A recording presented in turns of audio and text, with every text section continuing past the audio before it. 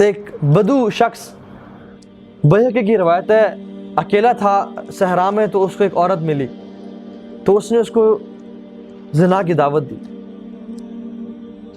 تو اس عورت نے کہا کہ تمہارا کوئی دین ایمان نہیں ہے، تمہارا ایمان اتنا کمزور ہے کہ وہ تمہیں اس برے فعل سے نہ بچا سکے. تو اس نے کہا، کیونکہ اندھیری رات تھی اور ستارے چمک رہے تھے، تو اس نے کہا کہ ہمیں کون دیکھ رہا ہے سوائے ان ستاروں کے. تو اس نے ایک امیزنگ جواب دیا. اس نے کہا کہ ان ستاروں کا بنانے والا تو ہمیں دیکھ رہا ہے. جب ہم اکیلے میں ہوں اور اندھیرے میں ہوں اور ہمیں کچھ گناہ کرنے کا دل چاہے، تو اپنے آپ سے ہمیں پوچھ لینا چاہیے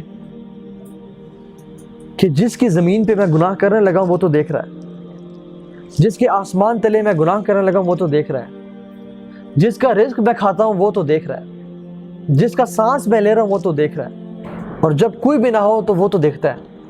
تو انسان یا تو اس کے ڈومینین اور اس کی مائٹ سے نکل کے گناہ کرے تو کر سکتے تو کرے.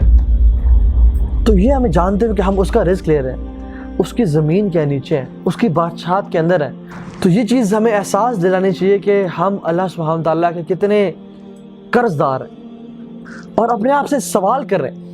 ہر بندہ اپنے آپ سے پوچھے اور سوال کرے اور اپنے روح سے پوچھے کہ اے روح، اگر تو یہ گناہ کر رہی ہے اس لیے کہ تمہیں کوئی نہیں دیکھ رہا، تو کتنا بڑا تیرا کفر ہے.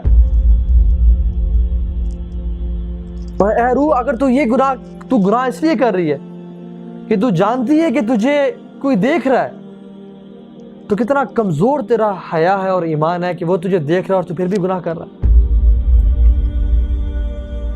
اور اے روح، تو نے کتنا ہی زیادہ انسگنیفیکنٹ اس ذات کو سمجھ لیا کہ تو لوگوں سے تو چھپا، لیکن جو سب سے زیادہ دیکھنے والا ہے اس سے نہ چھپ سکا.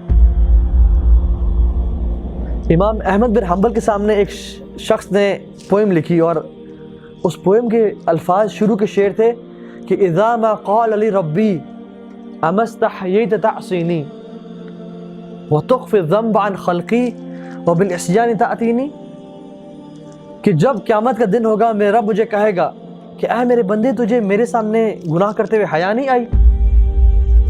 تو نے لوگوں سے تو چھپا، لیکن تو میرے سامنے گناہ کر کے لے آیا، تجھے حیا نہیں آئی.